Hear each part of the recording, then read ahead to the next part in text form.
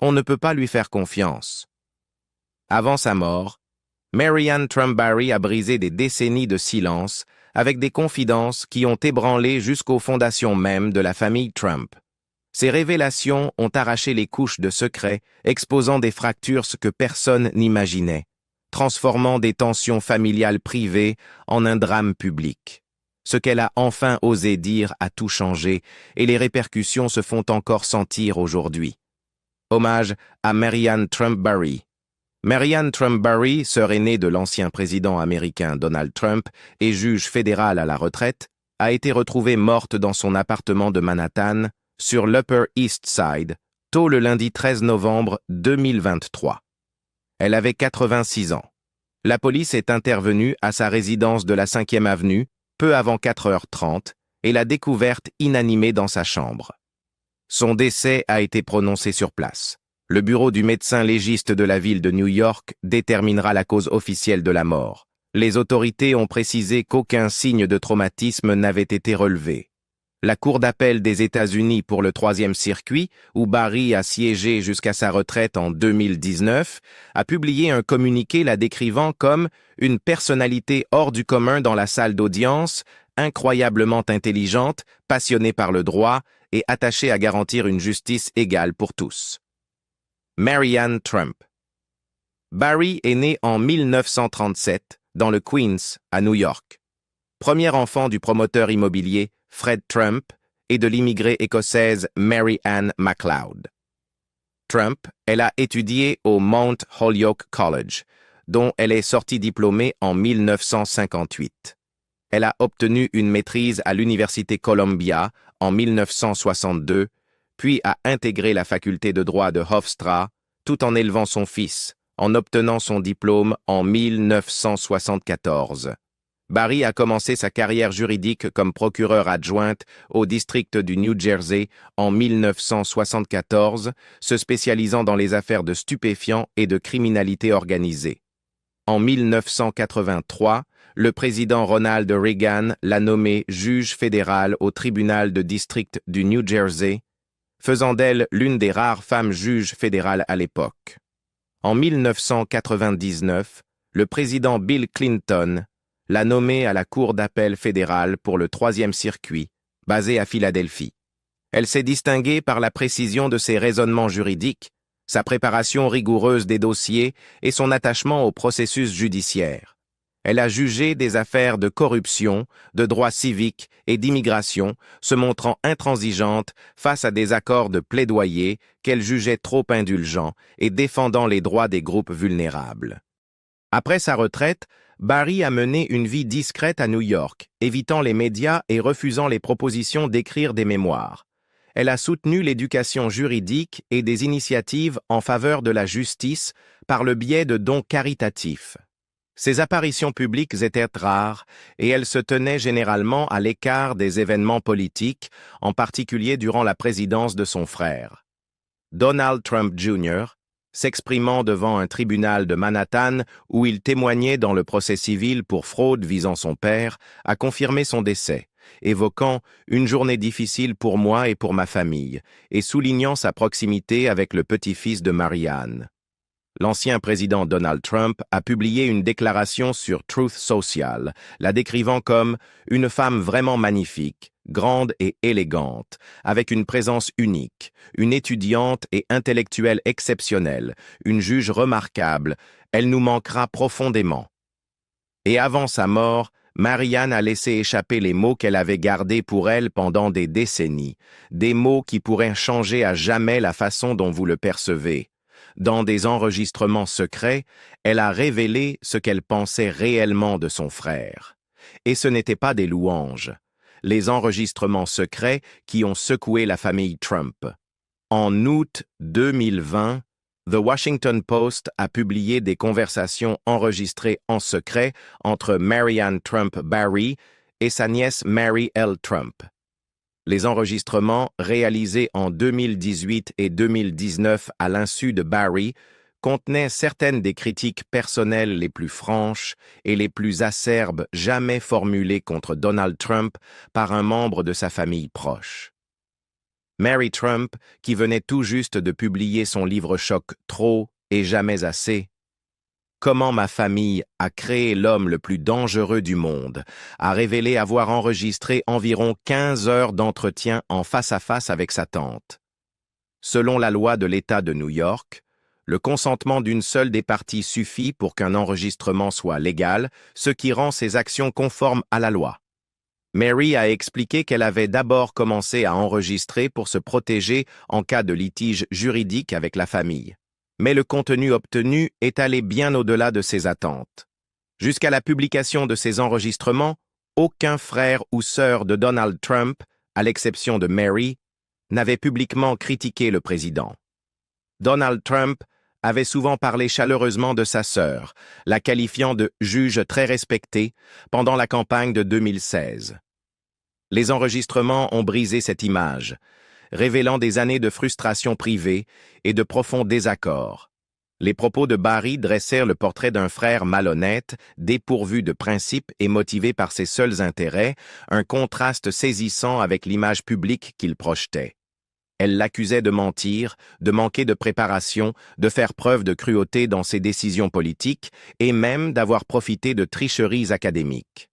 Les enregistrements captent Marianne Trump Barry parlant avec une franchise qu'elle n'avait jamais affichée publiquement. Elle affirmait que son frère n'a aucun principe, jugement qu'elle liait directement à la politique de séparation des familles à la frontière sud. « Tout ce qu'il veut, c'est plaire à sa base », disait-elle à sa nièce, ajoutant que s'il était vraiment un homme religieux, il voudrait aider les gens, pas faire ça. Elle ne s'est pas arrêtée là. « Donald est cruel », répétait-elle, dénonçant toute cette fausseté dans son image publique. La frustration transparaissait clairement dans sa voix lorsqu'elle soupirait. « Je parle trop librement, mais vous savez, les versions qui changent, le manque de préparation, les mensonges, nom de Dieu. » Lorsque Mary Trump lui demanda ce que le président lisait réellement, Barry fut catégorique. « Non, il ne lit pas », laissant entendre qu'il n'avait même jamais consulté ses avis judiciaires sur des affaires d'immigration. Sa méfiance était profonde. « On ne peut pas lui faire confiance », lâcha-t-elle, après avoir évoqué ses faillites à répétition.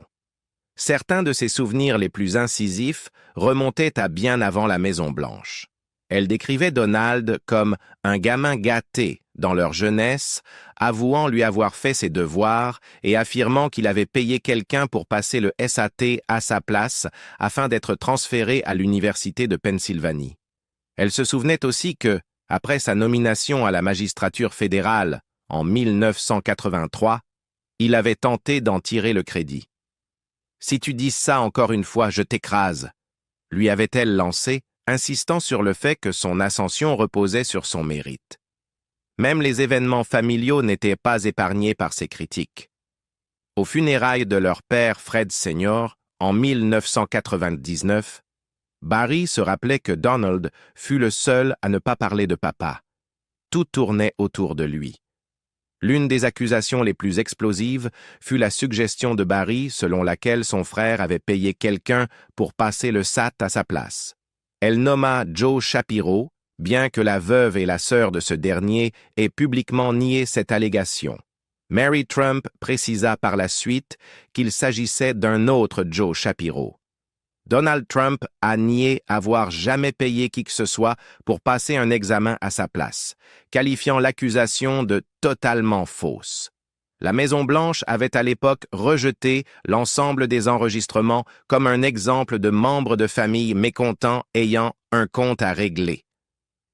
Le porte-parole de Mary Trump, Chris Bastardi, expliqua qu'elle avait commencé à enregistrer ses conversations après avoir conclu que des membres de la famille avaient menti lors de dépositions antérieures liées à un litige successoral en 2000.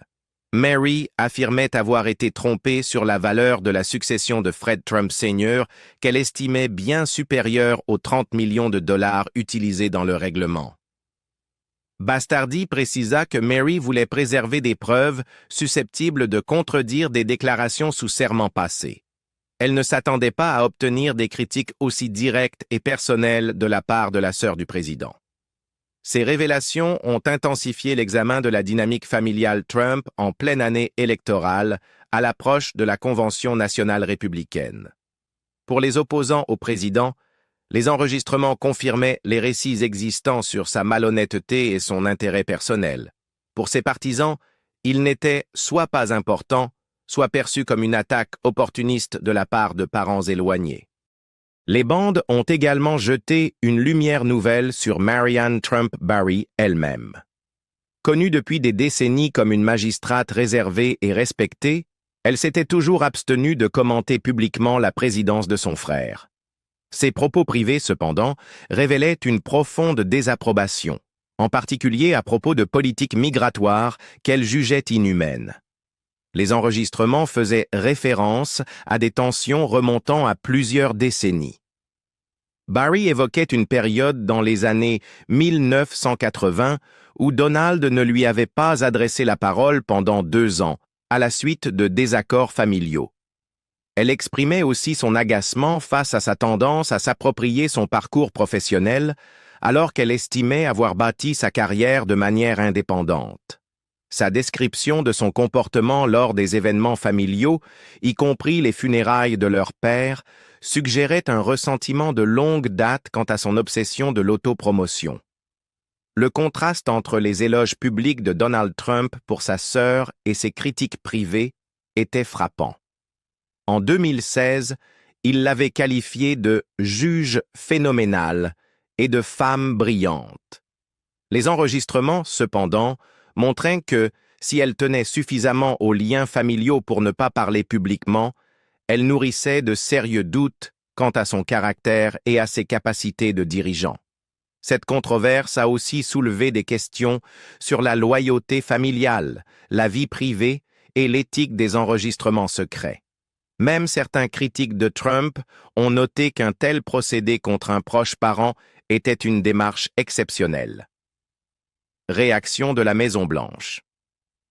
Lorsque l'affaire des critiques enregistrées en secret de Marianne Trump Barry a éclaté en août 2020, la réponse de Donald Trump fut brève et désinvolte. « Chaque jour, c'est autre chose, peu importe. Mon frère me manque et je continuerai à travailler dur pour le peuple américain », déclara-t-il dans un communiqué. « Tout le monde n'est pas d'accord, mais les résultats sont évidents. Notre pays sera bientôt plus fort que jamais. » Le moment de la fuite était notable. Elle survint quelques jours seulement après les funérailles à la Maison-Blanche du frère cadet de Trump, Robert, une perte que le président avait décrite comme profondément personnelle. Sur ce fond de deuil familial, les enregistrements, captés par sa nièce Mary Trump en 2018 et 2019, eurent l'effet d'un double coup.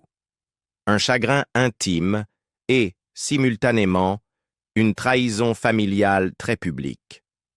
La Maison-Blanche ne perdit pas de temps pour défendre le président.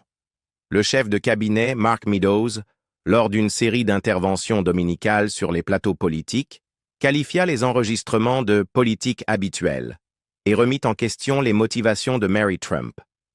Meadows souligna que Mary avait été exclue du testament familial à la suite d'un long litige successoral et qu'elle soutenait ouvertement le candidat démocrate de l'époque, Joe Biden. « C'est juste un jour de plus et une nouvelle attaque comme nous en voyons constamment », déclara Meadows à This Week sur ABC. Il alla plus loin, notant que Marianne Trump Barry, juge fédéral à la retraite, n'avait pas assisté aux funérailles de Robert Trump. « J'étais aux funérailles l'autre jour. J'espérais la rencontrer là-bas. Elle ne s'est pas présentée pour l'enterrement de son frère. » Meadows réfuta également les affirmations de Barry selon lesquelles le président était mal préparé et ne lisait pas. Le président est non seulement très bien préparé, mais il lit tellement que cela m'oblige à lire bien souvent jusque tard dans la nuit pour rattraper son rythme, affirma-t-il. Jason Miller, conseiller principal de la campagne Trump, adopta une autre approche. S'exprimant sur Meet the Press de NBC, Miller jugea honteux de rendre publics les enregistrements littéralement le lendemain des funérailles de Robert Trump. Il présenta ses propos comme faisant partie de dynamiques familiales ordinaires. Je ne l'ai entendu dire que des choses positives sur sa sœur, affirma Miller, décrivant le président comme très fier des accomplissements de Marianne sur le banc judiciaire. Il minimisa la portée des enregistrements, les qualifiant de rivalité fraternelle et les présentant comme une affaire privée exploitée à des fins politiques. Parmi les accusations les plus explosives figurait la déclaration de Barry selon laquelle Donald Trump aurait payé quelqu'un, identifié par elle comme Joe Shapiro, pour passer ses examens du SAT. Le président nia cette accusation. La veuve et la sœur de Shapiro déclarèrent au Washington Post qu'ils n'avaient jamais passé d'examen pour qui que ce soit. Mary Trump précisa par la suite qu'il s'agissait d'un autre Joe Shapiro, mais cette personne n'a jamais été identifiée publiquement. Les alliés de Trump tentèrent rapidement de neutraliser l'allégation. Meadows jugea l'histoire invraisemblable et non étayée. La campagne la présenta comme un ragot recyclé du livre de Mary Trump, désormais amplifié par un enregistrement éthiquement discutable. Au sein de la Maison-Blanche, la stratégie de réponse sembla consister à minimiser et à détourner l'attention. Trump lui-même choisit de ne pas attaquer sa sœur, préférant présenter l'incident dans son ensemble comme un bruit de fond dans un environnement politique déjà conflictuel. Sa remarque « chaque jour, c'est autre chose » s'inscrivait dans un schéma rhétorique de longue date. Traiter les scandales comme des distractions routinières, tout en affichant une focalisation sur le travail acharné pour le peuple américain. Meadows et Miller, en revanche, passèrent à l'offensive contre Mary Trump, soulignant ses différends juridiques avec la famille et son opposition politique au président. Cette double approche, le détachement personnel de Trump combiné à l'attaque agressive de ses conseillers, visait à atténuer l'impact de l'affaire. Marianne Trump Barry ne réagit pas publiquement à la diffusion des enregistrements et Donald Trump ne revint pas en détail sur le sujet après sa déclaration initiale. La Maison-Blanche continua à présenter l'épisode comme politiquement motivé et sans lien avec les performances du président. Mary Trump, de son côté, maintint sa décision, affirmant que le public avait le droit d'entendre l'opinion non filtrée de quelqu'un qui connaissait personnellement le président et avait servi pendant des décennies dans une fonction exigeant intégrité et impartialité.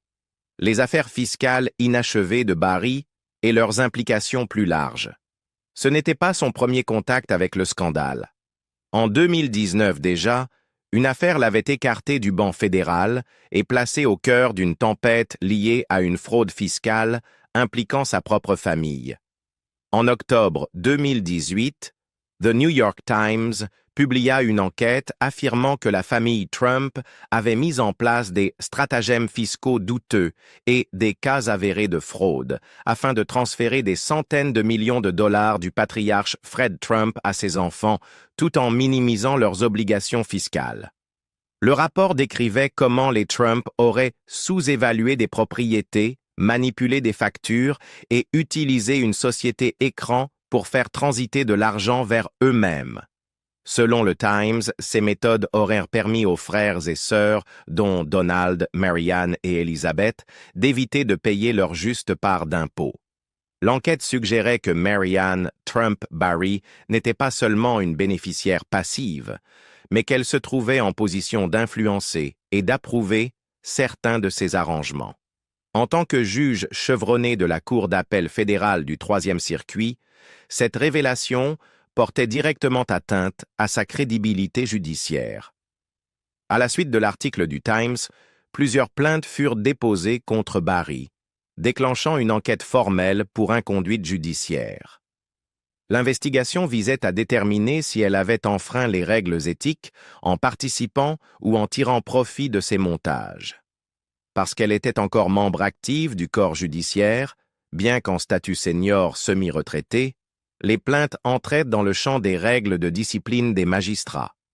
Les accusations étaient graves. D'anciens procureurs, cités par le Times, estimaient que si ces actes avaient été découverts à l'époque, ils auraient pu justifier une enquête pénale pour fraude fiscale, falsification de documents et même escroquerie envers des locataires de logements à loyer réglementé. Le New York Times rapportait que Marianne Trump Barry avait gagné des dizaines de millions de dollars grâce aux stratagèmes fiscaux présumés de sa famille. Un exemple était All County Building Supply and Maintenance, une société écran que les Trump auraient utilisée pour gonfler le prix des achats et répercuter ses coûts artificiellement élevés sur les locataires, justifiant ainsi des hausses de loyer. La famille était également accusée d'avoir sous-évalué des biens immobiliers pour réduire les droits de succession et de donation et de transférer de l'argent entre proches à travers une comptabilité douteuse afin d'éviter un contrôle fiscal. Pour les enquêteurs en déontologie, l'image était désastreuse. Une juge fédérale dont la fortune provenait en partie d'opérations pouvant être qualifiées de frauduleuses. Il ne s'agissait pas seulement d'argent familial, mais aussi de la manière dont elle l'avait acquis. En avril 2019, Marianne Trump Barry déposa officiellement ses papiers de retraite. Ce simple geste mit immédiatement fin à l'enquête pour inconduite judiciaire. Selon les règles en vigueur, les organes de contrôle ne peuvent enquêter que sur des juges en exercice. Une fois le magistrat démissionnaire ou totalement retraité, la procédure s'arrête et toute conclusion potentielle reste confidentielle. Pour ses détracteurs, il s'agissait d'une sortie stratégique pour éviter de rendre des comptes publiquement. Pour ses défenseurs, c'était un choix visant à partir discrètement plutôt que de subir des mois, voire des années, de controverses politisées. La retraite n'apaisa pas la tempête politique. La sénatrice Elizabeth Warren exploita l'épisode lors de sa campagne présidentielle de 2020, citant Barry dans son vaste plan anticorruption. Warren proposait de fermer la faille de la démission, afin que les enquêtes pour inconduite judiciaire se poursuivent et que les conclusions soient rendues publiques, même si le juge se retire. Elle plaça Barry aux côtés du juge du 9e circuit Alex Kozinski, qui avait démissionné après des accusations de harcèlement sexuel, et de Brett Kavanaugh, dont les plaintes avaient été classées après sa nomination à la Cour suprême. Si ce plan avait été adopté, le rôle de Barry dans les stratégies fiscales de la famille Trump aurait pu être examiné en profondeur, avec la possibilité de sanctions ou de réprimandes officielles, même après sa retraite. L'avocat de Donald Trump, Charles Harder, rejeta les révélations du Times comme étant 100% fausses et hautement diffamatoires. Il assura qu'aucun membre de la famille n'avait commis de fraude ou d'évasion fiscale. Barry elle-même ne fit jamais de déclaration publique détaillée à ce sujet, fidèle à sa longue habitude d'éviter la presse. Ses amis et anciens collègues la décrivirent comme mortifiée par ces accusations, surtout au vu de ses décennies de service sur le banc. La controverse était grave pour plusieurs raisons. D'abord, les juges fédéraux sont soumis à des règles éthiques strictes, et même l'apparence d'un manquement peut nuire à la confiance du public. Ensuite, elle renforça les appels à ce que Donald Trump publie ses déclarations de revenus, ce qu'il refusa tout au long de sa présidence. Enfin, la démission de Barry démontrait comment un juge peut éviter une enquête complète en se retirant, échappant ainsi à toute responsabilité. Comme l'a déclaré le commentateur E.J. Dionne, si Donald Trump a bénéficié d'un stratagème présumé d'évasion fiscale et de fraude, peut-être devrions-nous jeter un coup d'œil à ses déclarations fiscales. Après sa démission, Barry se retira encore davantage de la vie publique. Elle évita les événements politiques durant la présidence de son frère et refusa toutes les sollicitations pour écrire des mémoires ou accorder des entretiens approfondis. En privé, elle continua de soutenir des initiatives d'éducation juridique et des causes caritatives, mais son nom resta associé, dans les cercles politiques et juridiques, au scandale de 2018 à 2019. Les accusations n'ont jamais été portées devant un tribunal, aucune conclusion officielle n'a été rendue, et les soupçons de fraude fiscale visant la famille Trump demeurent officiellement non résolus. Mais dans l'opinion publique, le timing de sa retraite a laissé planer un doute persistant. Son silence prit fin avec de puissantes critiques envers Donald Trump. Pensez-vous que ces critiques étaient sincères ou motivées par des tensions familiales? Cela change-t-il votre perception de la famille Trump? Dites-le nous en commentaire et cliquez sur « J'aime » si vous avez trouvé ces révélations édifiantes.